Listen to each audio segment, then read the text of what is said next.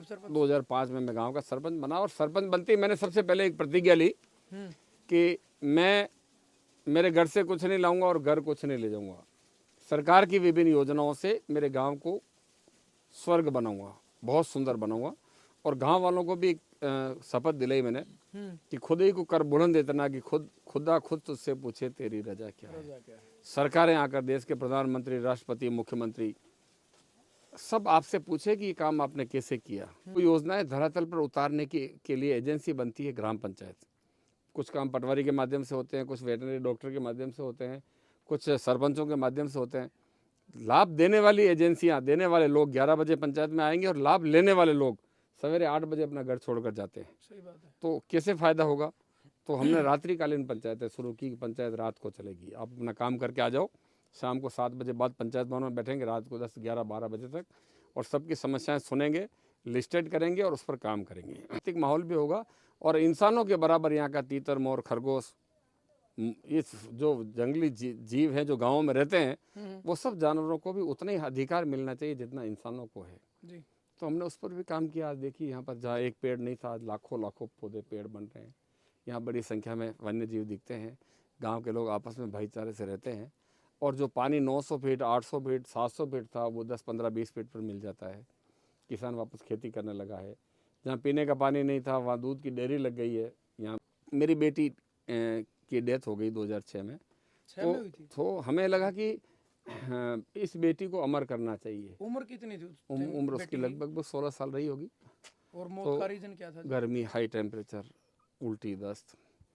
तो 12 दिन तक हम बहुत परेशान रहे। परेशान रहने के बाद आप समझ सकते हैं वो इतनी बड़ी पीड़ा है कि वो एक घाव है ऐसा, जो घाव कभी भरता नहीं है, वो रोज ताज़ा होता है। और उसको आपने देखा उस पहाड़ी के ऊपर मैंने बेटी की मूर्ति बनाकर उसको रोज देखता हूँ। एक कन्या, हाँ, 111 पौधे। आप देखिए आज कन्या उपवन, आज जंगलों में कितने शानदार उपवन हो गए। हमारी बेटियां खिलखिला कर यहाँ स्कूल जाती है, खेलती है, बड़ी होती है। और फिर मैं इन पेड़ों को गले लगकर राखी के दिन पेड़ों को, पहले पेड़ों को राखी बांधती है और फिर अपने भाई को राखी बांधती है और ये मैसेज देती है कि ये पौधे मेरे जन्मदिन पर मेरे माता पिता ने लगाए थे और मुझे भी जन्म मेरे माता पिता ने दिया है। राजस्थान के पिपलांतरी गांव जिला राजसमंद में मौजूद है। और पिपलांतरी एक ऐसा गांव, अगर आप गूगल पर सर्च करोगे, कहीं भी किसी वेबसाइट पर सर्च करोगे, तो अपने आप में एक टूरिस्ट प्लेस से कम नहीं है। और केवल हिंदुस्तानी दुनिया के अंदर इस गांव का रुका है। ये बोलते हैं ना कि भाई एक इंसान कुछ नहीं कर सकता, कि अकेला चना पहाड़ को नहीं फोड़ सकता। चाहे दशरथ मांझी का आप उदाहरण उठाओ, जिन्होंने पहाड़ तोड़कर रास्ता बनाने का काम करा, एक एग्जाम्पल है, किताब है, और अपने आप में दशरथ मांझी एक इतिहास है। तो पूर्व सरपंच डॉक्टर श्याम सुंदर पालीवाल जी हमारे साथ मौजूद हैं। ये भी दशरथ मांझी से कम नहीं, यानी इनका जो संघर्ष और इनकी जो मेहनत रही है वो भी अपने आप में एक इतिहास है। कि करीब आज से 17-18 साल पहले इनकी किरण नाम की एक बेटी, जो किसी बीमारी के चलते मतलब उनकी मौत होगी, वो गुजर गई। और बुरे जब हालात होते हैं, एक दौर होता है हालातों का, या तो इंसान कहते हैं भाई निखर जाता है या फिर बिखर जाता है। इनकी हमने पोस्ट देखी। और सबसे बड़ी जो अचीवमेंट की बात करें तो पद्म श्री अवार्ड से सम्मानित हैं श्यामलाल सुंदर जी, बहुत बड़ी बात है। इसके अलावा देश के प्रधानमंत्री जी मिले हैं और भाई अपने हीरो हैं, ये है बहुत छोटी बात है, वो तो सबसे मिले हैं। कोई ऐसी जगह भी नहीं है, विदेशों से लोग आते हैं। फिलहाल दोनों साइड कनाडा से लोग आए, आप दिखाओ एक बार कैमरा में, ये बैठे हैं। यानी जैसे ही इनकी बेटी गुजरी, इनके दिमाग में एक बात आई कि कैसे इस बेटी को जिंदा रखा जाए, कैसे इस बेटी का नाम आगे चले। आज किरण निधि योजना के नाम से एक योजना चल रही है। पूरी स्टोरी सरपंच साहब खुद बताएंगे। और रणबीर लोहान जी अपनी पूरी टीम के साथ ये भी पहुंचे हैं। बड़ी इच्छा थी पिछले 1-2 साल से कि पिपलांतरी को देखने चलेंगे। 4-5 लाख से ज्यादा पेड़ पौधे पहाड़ों के ऊपर उगा दिए। और जहां बंजर भूमि थी, 20 साल के कड़े संघर्ष के बाद सरपंच साहब ने तस्वीर और तकदीर बदल दी इस गांव की। तो सरपंच साहब राम राम। राम राम। और बड़ा धन्यवाद आपको कि आपने मतलब अकेले इंसान ने कि चले थे, कारवां बन गया और तकदीर बदल दी 20 साल में।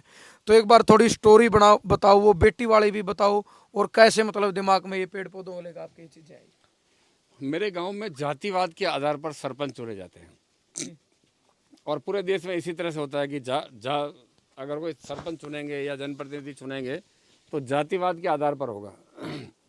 और ये मेरे गांव में नहीं पूरे देश में चल रहा है कि आदमी की क्वालिटी नहीं देखी जाती है, जाति देखी जाती है। जी। मेरे गांव में भी ऐसे होता था। 35 साल तक एक सरपंच, फिर जनरल महिला आई तो वो भी उसी से परिवार या उस समाज के, फिर जनरल आया तो वही। तो मेरे मन में विचार आया कि मैं मेरे गांव में मैं भी सरपंच बनूं और मैं कुछ करके दिखाऊं। हर व्यक्ति की इच्छा होती है अपनी अपनी काबिलियत के आधार पर। जी। तो मैं सरपंच का चुनाव लड़ा, एक चुनाव हार गया, दूसरी बार वापस लड़ा, फिर जीत गया। और 2005 में बने आप सरपंच? 2005 में मैं गांव का सरपंच बना और सरपंच बनते ही मैंने सबसे पहले एक प्रतिज्ञा ली हम्म। कि मैं मेरे घर से कुछ नहीं लाऊंगा और घर कुछ नहीं ले जाऊंगा। सरकार की विभिन्न योजनाओं से मेरे गांव को स्वर्ग बनाऊंगा, बहुत सुंदर बनाऊंगा। और गांव वालों को भी शपथ दिलाई मैंने कि खुद ही को कर बुलंद इतना कि खुदा खुद तुझसे पूछे तेरी रजा क्या है। सरकारें आकर, देश के प्रधानमंत्री, राष्ट्रपति, मुख्यमंत्री सब आपसे पूछे कि ये काम आपने कैसे किया। इसलिए आपको काम करना पड़ेगा, किसी की तरफ देखना नहीं है, हमें काम करना है। जी। तो वो प्रतिज्ञा लेने के बाद फिर हम लोगों ने काम शुरू किया। देश का पहला एयर कंडीशन पंचायत भवन बनाया। अकाल पड़े थे, पीने का पानी नहीं था, पर फिर भी लोगों को ये लगा, हमको लगा कि नहीं, मेरे गांव का गरीब से गरीब व्यक्ति भी एक अच्छे भवन में बैठना चाहिए। पंचायत भवन ऐसा होना चाहिए जिसमें टॉयलेट हो, किचन हो, रेस्ट रूम हो, बैठने की व्यवस्था हो, वहाँ चाय पानी की व्यवस्था हो और सभी सुविधाएं वहाँ पर हो जो एक कलेक्ट्रेट में होती है। जी। फिर हमने ये शुरू किया कि सरपंच, सचिव, पटवारी, सरकारी एजेंसियां गांव में 11 बजे आती है और सरकारी लाभ लेने वाले जो लोग हैं, जिनके लिए सरकार जन कल्याणकारी योजनाएं बनाती है, पशुपालन, विधवा, विकलांग, कमजोर, मजदूर, किसान, सबके लिए सरकारें जो पॉलिसी बनाती है, योजना बनाती है लोकसभा, विधानसभा में, वो योजनाएं धरातल पर उतारने के लिए एजेंसी बनती है ग्राम पंचायत। कुछ काम पटवारी के माध्यम से होते हैं, कुछ वेटनरी डॉक्टर के माध्यम से होते हैं, कुछ सरपंचों के माध्यम से होते हैं। लाभ देने वाली एजेंसियां, देने वाले लोग 11 बजे पंचायत में आएंगे और लाभ लेने वाले लोग सवेरे 8 बजे अपना घर छोड़कर जाते हैं। सही बात है। तो कैसे फ़ायदा होगा? तो हमने रात्रिकालीन पंचायतें शुरू की। पंचायत रात को चलेगी, आप अपना काम करके आ जाओ, शाम को 7 बजे बाद पंचायत भवन में बैठेंगे, रात को 10, 11, 12 बजे तक, और सबकी समस्याएं सुनेंगे, लिस्टेड करेंगे और उस पर काम करेंगे। जी। फिर हमने घर पहुंच का काम किया कि गांव में, हर गांव में जाएंगे रात को और गांव में जाके लोगों से मिलेंगे। किसी की डेथ हुई उसका मृत्यु प्रमाण पत्र देंगे, उसके बच्चों को पालनहार योजना से जोड़ेंगे, उसकी पत्नी को पेंशन देंगे के फार्म भरवाएंगे और जो भी सुविधाएं उसको मिलनी चाहिए, उसकी ज़मीनें। सरकार की हाँ, तरफ से। तो ये हमने काम शुरू किया और उससे बड़ा जन समर्थन मिला। हम्म। और फिर हमने ये तय किया कि इंसानों के लिए तो काम कर रहे हैं। सूखा एरिया था, पीने का पानी नहीं था, माइनिंग, सफ़ेद मार्बल की माइनिंग इतने बड़े स्तर पर होती है जिसका नाम Guinness book of world record में दर्ज हुआ। अच्छा जी। अब आप सोच सकते हो कि जहाँ पर इतना बड़ा माइनिंग का काम होता हो, वहाँ पर कितना प्रदूषण, कितना ब्लास्टिंग, कितने डंपर, कितने ट्रक, कितनी लकड़ी जली होगी, ये सब पानी का कितना दोहन हुआ होगा। तो वहाँ पर हम लोगों ने सपना देखा कि नहीं, इस गांव को सरसब्ज करेंगे, पानीदार बनाएंगे, इस गांव में शिक्षा भी होगी, इस गांव में प्राकृतिक माहौल भी होगा और इंसानों के बराबर यहाँ का तीतर, मोर, खरगोश, इस जो जंगली जीव हैं जो गाँव में रहते हैं, वो सब जानवरों को भी उतना ही अधिकार मिलना चाहिए जितना इंसानों को है। जी। तो हमने उस पर भी काम किया। आज देखिए, यहाँ पर जहाँ एक पेड़ नहीं था, आज लाखों लाखों पौधे, पेड़ बन रहे हैं। यहाँ बड़ी संख्या में वन्य जीव दिखते हैं। गांव के लोग आपस में भाईचारे से रहते हैं और जो पानी 900 फीट, 800 फीट, 700 फीट था, वो 10, 15, 20 फीट पर मिल जाता है। किसान वापस खेती करने लगा है। जहाँ पीने का पानी नहीं था, वहाँ दूध की डेयरी लग गई है। यहाँ दूध, लोग अपना दूध डेयरी पर देते हैं, उसका पैसा मिलता है। तो हर गांव में, हर छोटे छोटे वार्ड में स्कूलें खुल गई है, आंगनवाड़ियाँ खुल गई है और पिछले 20 सालों से, 21 सालों से हर घर में नल से पानी आता है। अच्छा जी। हर घर में टॉयलेट बना हुआ है। स्वच्छता का लोग ध्यान रखते हैं। देखिए, डेवलपमेंट, विकास कभी पूरा नहीं होता है। एक काम होता है, उसके बाद दूसरी डिमांड होती है, पर एक आधारभूत सुविधाएं जो गांव के लोगों को होनी चाहिए वो हमने इस बंजर एरिया में की है। और इस तरह से की है कि अपने घर से कुछ नहीं लाएंगे और घर कुछ नहीं ले जाएंगे। कोई भी व्यक्ति ये नहीं कह सकता है कि मेरी जेब का पैसा लग रहा है, और हर व्यक्ति ये कह सकता है कि ये मेरा काम है, मैंने किया है। सरकार की विभिन्न योजनाओं से हमने इस गांव में पानी भी की व्यवस्था भी की है, यहाँ पर पेड़ों की व्यवस्था भी हुई है, शिक्षा की व्यवस्था भी हुई है, स्वच्छता भी हुई है, किसानों के खेतों में जाने के रास्ते भी बने हैं, किसान के कुएं में पानी भी है, किसान पशुपालन का काम भी कर रहा है। ये सब सरकार की विभिन्न योजनाओं को जन सहभागिता से जोड़कर हम लोगों ने यहाँ पर काम किया है। और उस वजह से, और फिर इसके बाद ये हुआ कि मेरी बेटी की डेथ हो गई 2006 में। तो हमें लगा कि इस बेटी को अमर करना चाहिए। उम्र कितनी थी उम्र उसकी लगभग 16 साल रही होगी। और मौत का रीजन क्या था? गर्मी, हाई टेम्परेचर, उल्टी, दस्त। तो 12 दिन तक हम बहुत परेशान रहे। परेशान रहने के बाद आप समझ सकते हैं वो इतनी बड़ी पीड़ा है कि वो एक घाव है ऐसा, बिल्कुल जी, बिल्कुल। जो घाव कभी बढ़ता नहीं है, वो रोज ताज़ा होता है। और उसको आपने देखा उस पहाड़ी के ऊपर मैंने बेटी की मूर्ति बनाकर उसको रोज़ देखता हूँ। और उसको देखकर कहीं पथभ्रष्ट नहीं हो जाए, ये रोज़ जैसे कोई व्यक्ति किसी मंदिर में जाता है और वहाँ से प्रेरणा लेकर अपना काम करता है, तो उस तरह से मैं आता हूँ, उस बेटी की मूर्ति को देखता हूँ या पेड़ पौधों को देखता हूँ और फिर मेरे दैनिक कामों में जाता हूँ।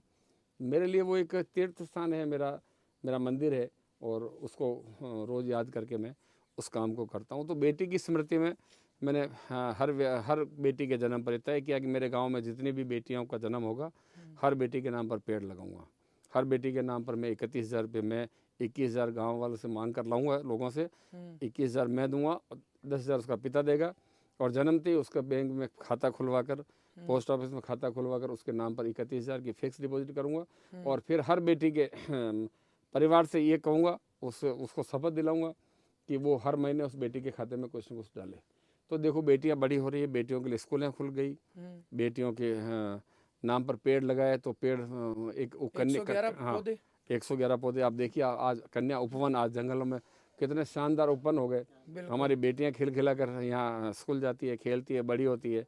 और फिर मैं इन पेड़ों को गले लगकर राखी के दिन पहले पेड़ों को राखी बांधती है और फिर अपने भाई को राखी बांधती है। और ये मैसेज देती है कि ये पौधे मेरे जन्मदिन पर मेरे माता पिता ने लगाए थे और मुझे भी जन्म मेरे माता पिता ने दिया है, इस नाते पेड़ मेरे भाई है और उनको राखी रक्षा करने के लिए राखी बांधती हूँ।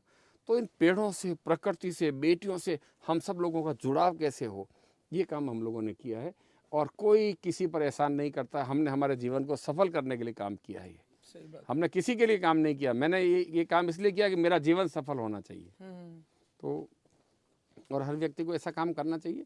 आज देश में जिससे पूरे देश के सरपंच सीमेंट, कंक्रीट और इस तरह के कामों के पीछे लग रहे हैं, ये नहीं होकर हम उसके साथ साथ, वो भी आवश्यकता है, सीमेंट कंक्रीट के काम भी होने चाहिए, पर उसके साथ साथ प्राकृतिक संरक्षण का रचनात्मक काम है, इसको भी करना पड़ेगा। किसानों को भी आत्मनिर्भर करना पड़ेगा। सेक्स रेशो को भी कंट्रोल करना पड़ेगा।